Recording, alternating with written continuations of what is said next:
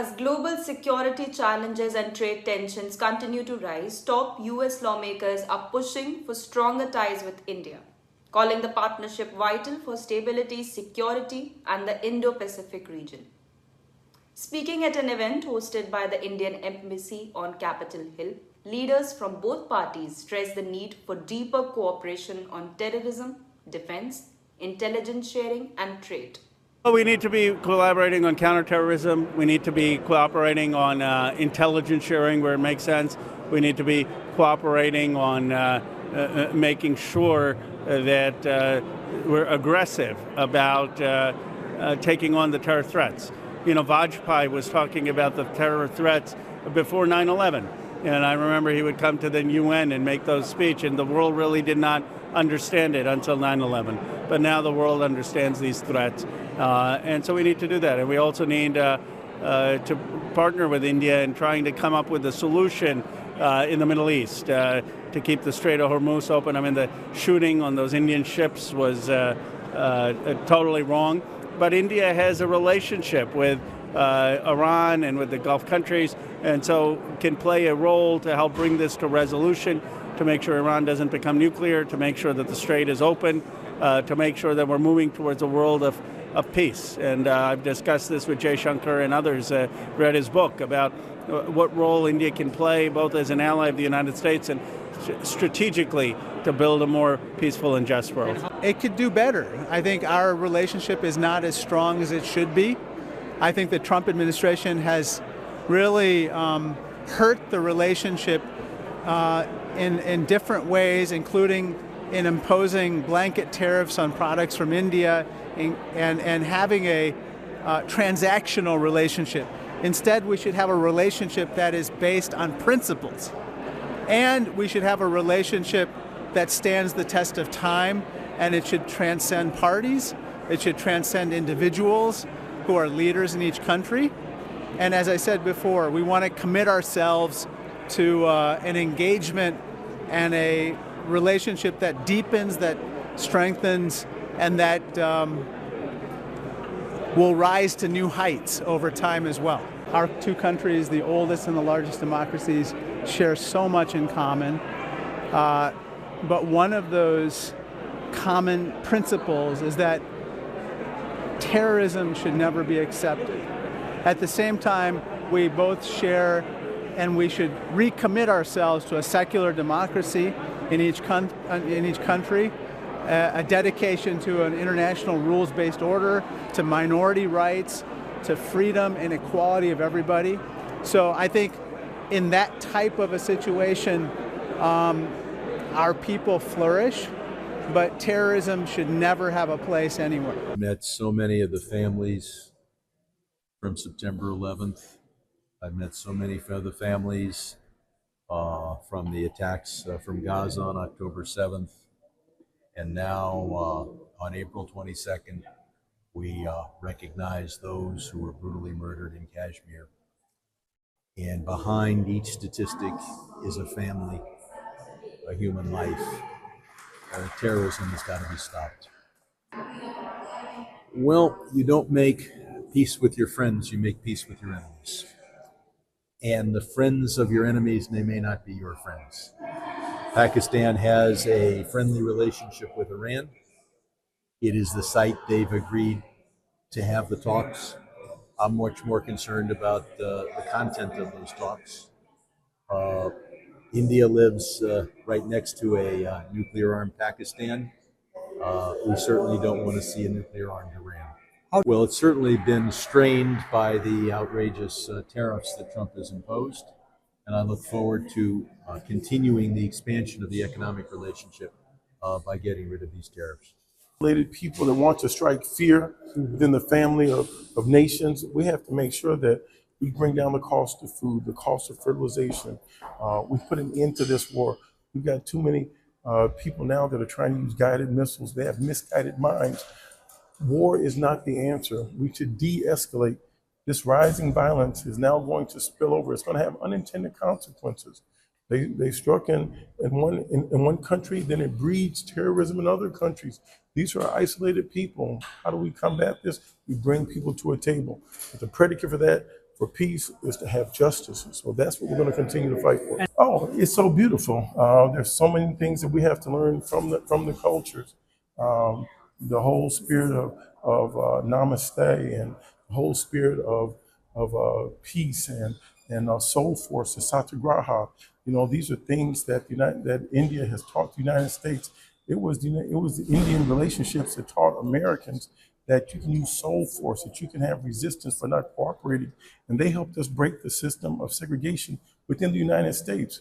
It was Henry David Thoreau that had learned something from the Bhagavad Gita, that in turn that Mahatma Gandhi had learned from Henry David Thoreau, that in turn Reverend Martin Luther King learned. So it's one circle. Now we need to make sure that the champions of peace are as vocal as those that are champions of war. Thank you. This has been going on for years, for decades, really. If you look at Islamic fundamentalism and what it's meant to the world, how it's affected innocent people more than anything, you don't see world powers, typically, especially countries with constitutions like India, the United States, going after civilians, going after children, going after the most vulnerable of us.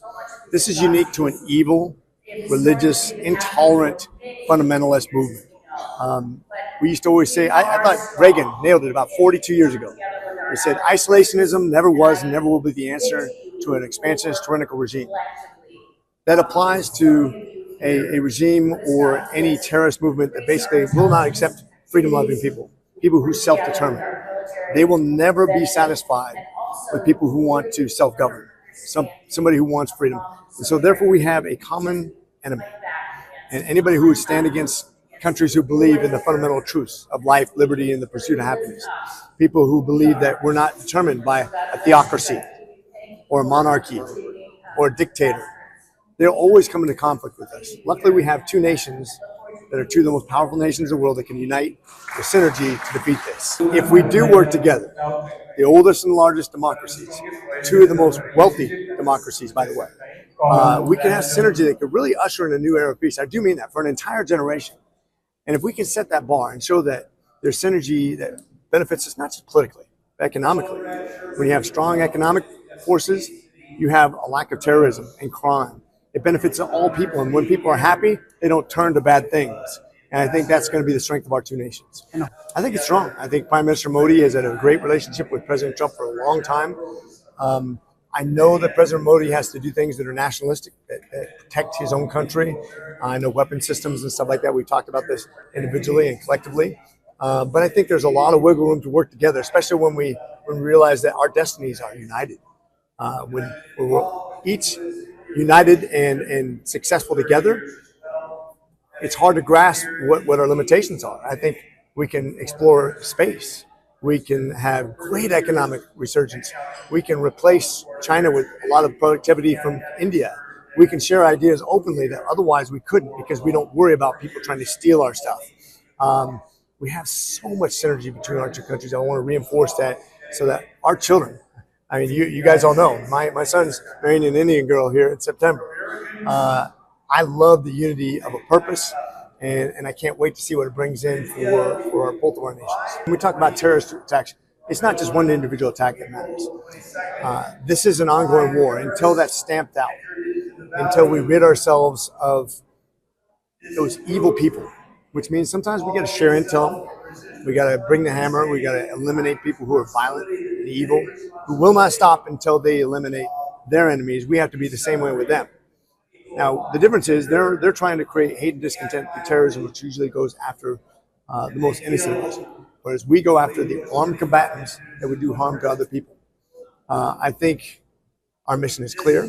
I think when we work together, when we share information, we have a very good intel community. I think as India's GDP increases, their investment in intel and the military will also grow. They already have one of the more powerful militaries in the world, and they're only going to get better.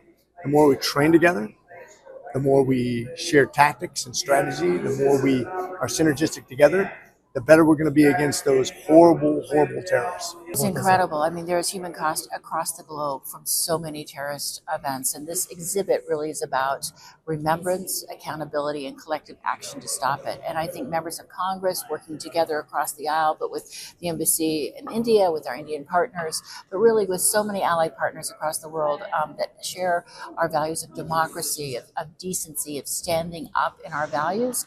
And I often say that in the respect of our diversity and our diverse cultures, we're actually able to lift up and to educate and to really come from here.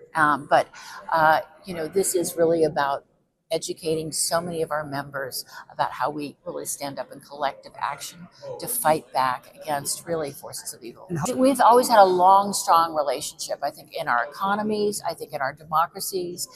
So many of our immigrants here, our researchers, our doctors, our nurses, our business people have come from India. And, I think there's just such an incredible exchange between our countries and how we really have to push back. Everybody suffers from the human cost of terrorism, right?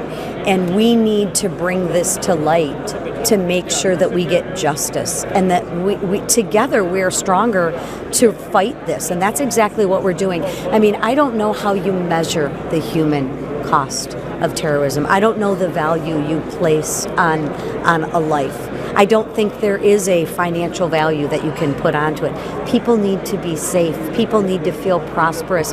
And that's what we're trying to do together as a partner. I think what you see right now is a great example of how we're collaborating. We can share ideas. We can share policies to fight this together and working hand in hand. See, when you work in silos, it's difficult, right? In isolation, it's difficult to share information. With a partnership, we share information. We don't work in silos. You have things that you're doing, policies and procedures that you're putting in place that's working, and so do we. We can collaborate that and work together. The Capitol Hill exhibition titled The Human Cost of Terrorism was hosted by the Embassy of India to mark solemn anniversary of the Pahalgam terror attack and honor the memory of the innocent victims. With US lawmakers, diplomats, diaspora leaders, and administration officials standing together, the event delivered a strong message of solidarity, reinforcing India-US cooperation in global fight against terrorism.